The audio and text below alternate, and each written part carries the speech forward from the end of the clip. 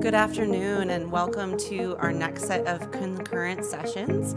I think we've all kind of gotten the sense today that storytelling at the heart of a destination is really powerful when it comes from content creators themselves, influencers, your locals, anyone who we should be passing the mic to. So I'm really excited for this next session.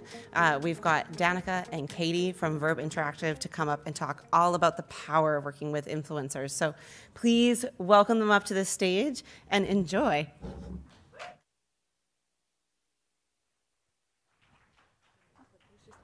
On the podium. Okay, thank you.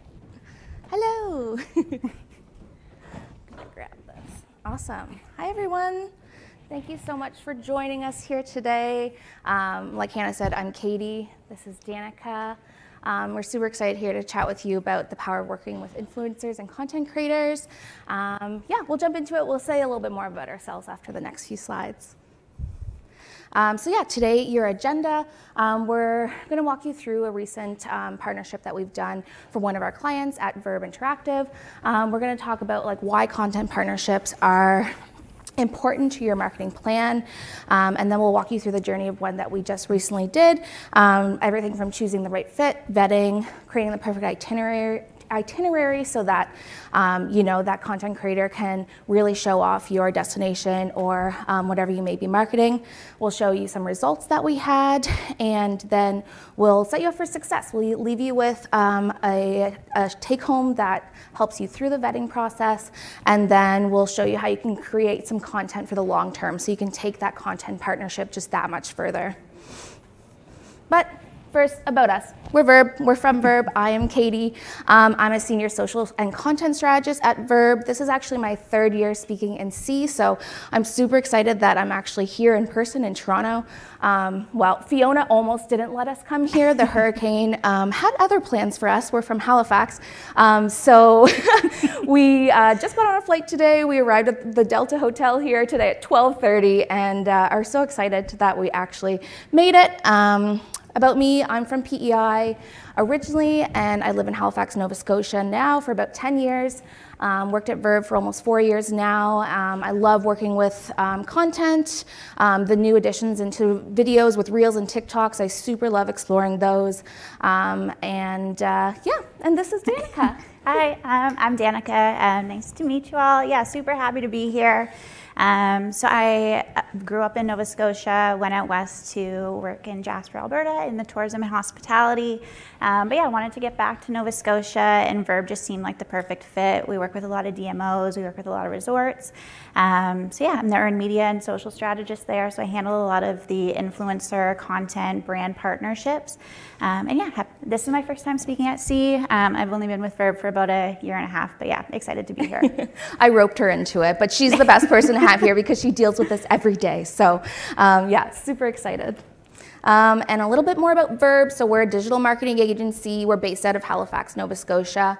We have clients all across Canada, US, UK, all the way to Australia. And we are mainly the hospitality and tourism industry. So we deal a lot with travel. And over the past few years, I know we've all felt the impacts of COVID. So it's super nice to see the change in tactics that have been happening over the past few years and getting into that. We do a lot. We do everything from digital content to social creation to websites to booking solutions. We kind of have a huge breadth of services. We have about 230 staff, some remote now, more remote than it used to be, all across Canada. And just a peek into our client base. So we do have a lot of DMOs, hotels, resorts. We'll even have modes of transportation, which is what our presentation is based off today.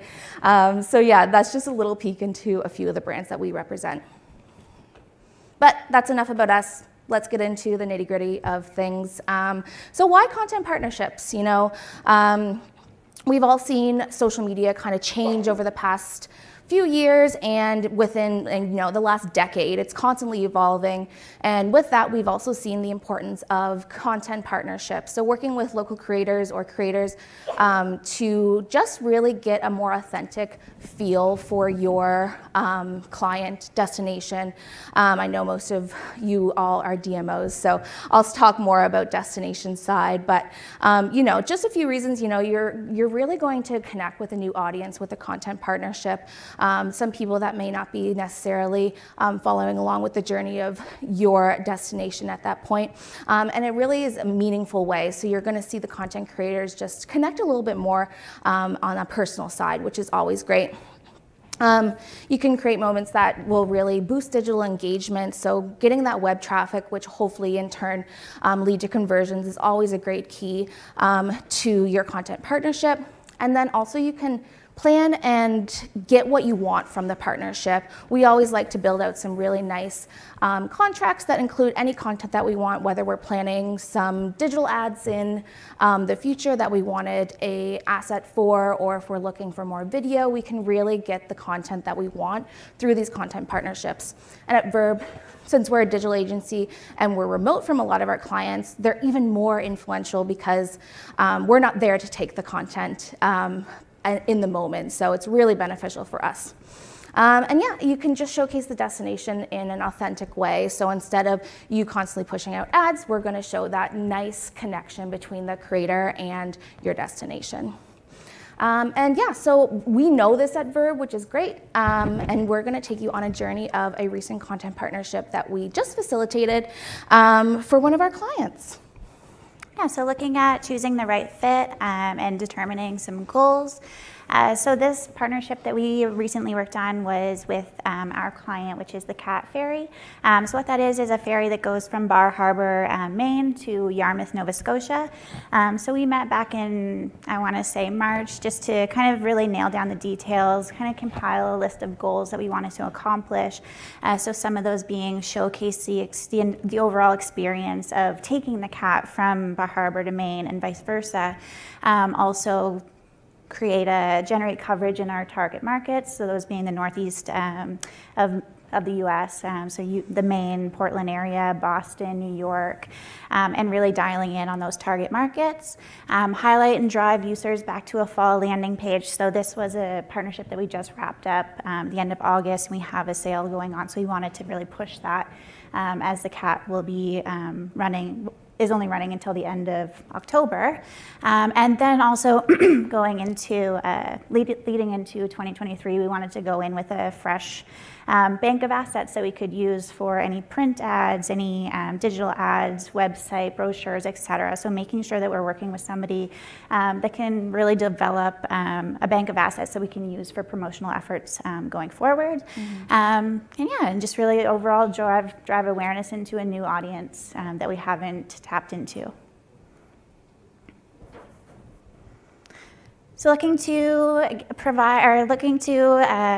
find the right fit for the campaign, we looked into, so a way that I will vet influencers or try to find the right one is I'll Google top 10 influencers in this location, or look at specific hashtags, look at any like Boston's handle, or look at Portland, Maine's handle, see who's tagging them, what has the most engagement. If you look at hashtags specifically, you can kind of see those top posts. Click in, see who's engaging with that, and then also just kind of looking at how their content is performing. So a little tip is on desktop, you can still see, I know Instagram had taken away the amount of likes that you can see on a post when you're scrolling on your mobile, but if you look on desktop, under your personal account, not your brand account, you can see the total number of likes, you can see the total number of comments, and then also looking at Reels and just kind of seeing that they are seeing the amount of reach that you'd like.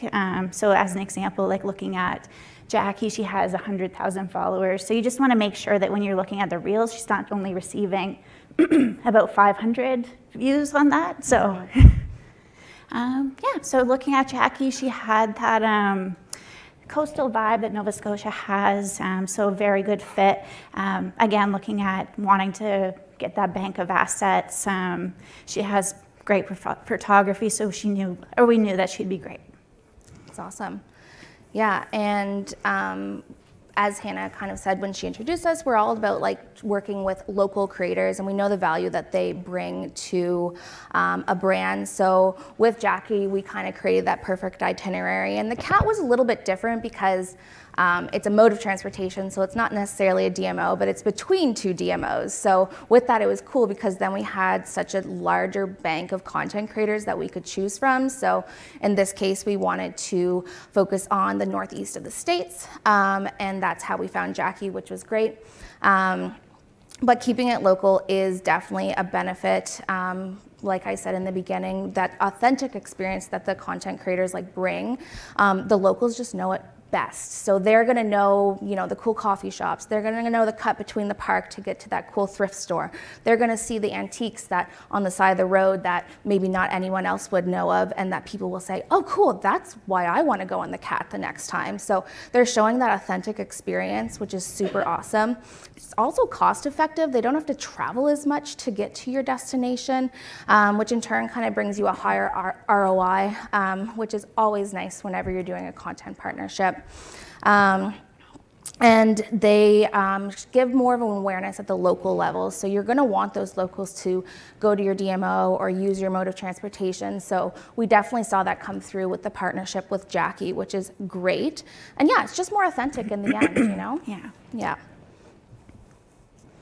So yeah, we did that with Jackie. We took her on a journey from the cat, took her over to Yarmouth, Nova Scotia, and we saw some great results. Yeah, and what's great with this one too, and with us having the cat ferry handle kind of solely based or solely made up of Nova Scotia followers, we were able to take her content, reshare it on the cat's handle, so we're reaching that Nova Scotia audience, sending them back to Jackie's handle where it's very Maine focused and really showcases the highlights of Maine and Bar Harbor.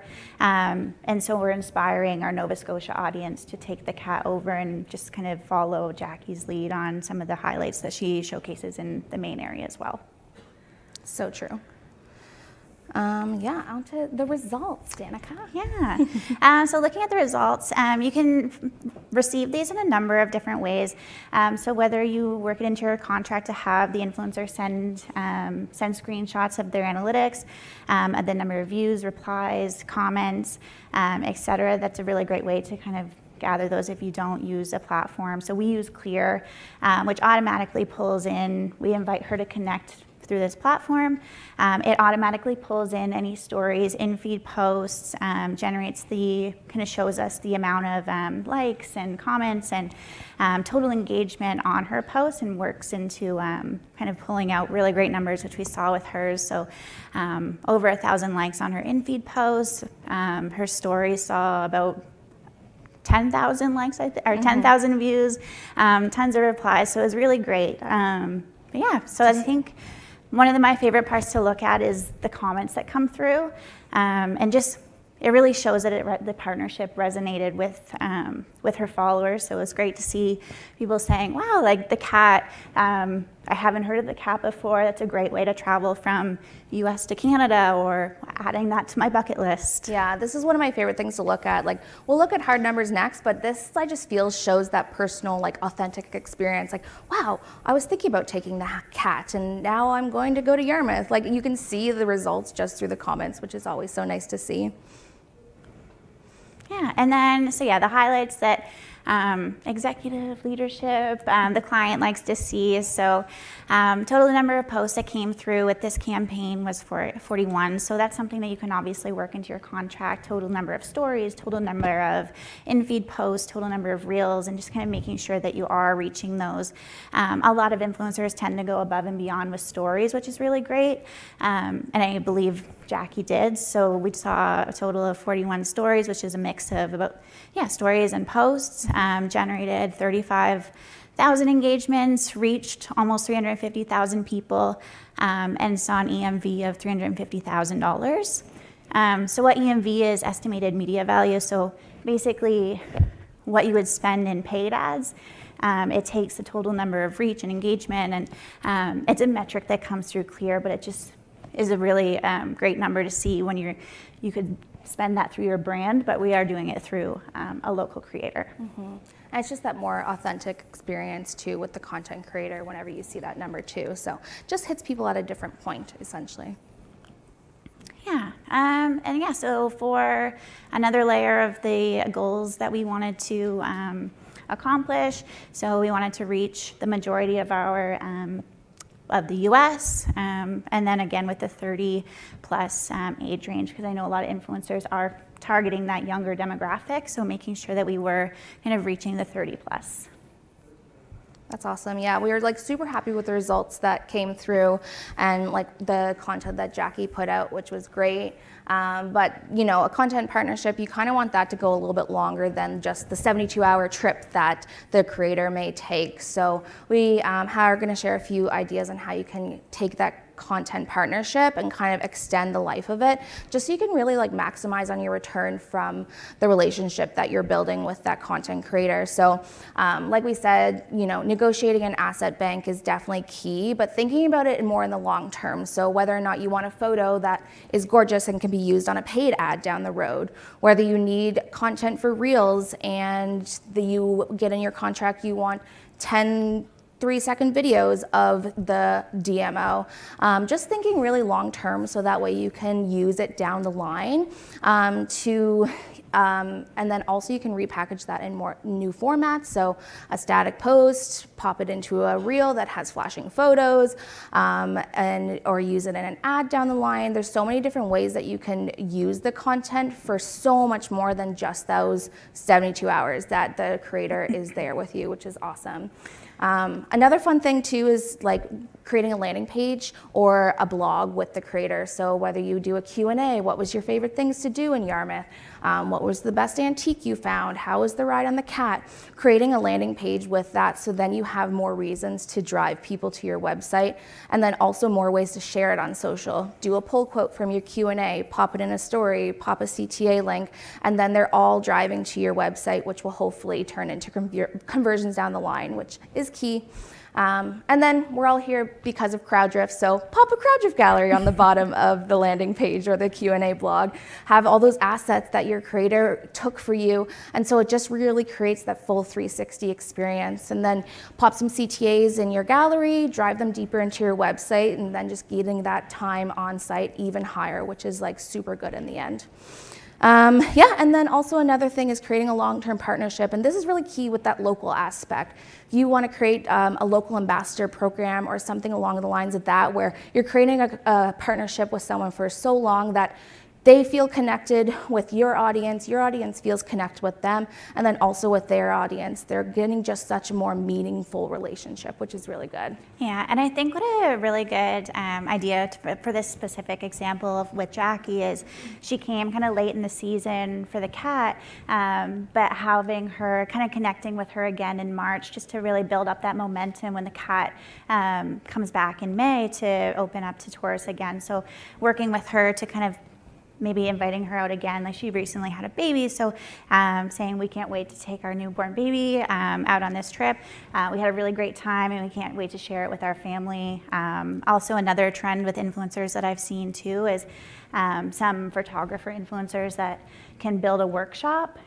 So having Jackie kind of say, hey, I'm gonna be touring Nova Scotia, taking some stopping along some of my favorite places to visit that are super photogenic. Come with me, we'll build a package kind of all together to have them take and experience the cat over, do their photography tour in Nova Scotia, but also it's a really great way for us to gather those assets at the end of it as well, and vice versa for the people from Nova Scotia to visit Maine as well. Yeah, I love it.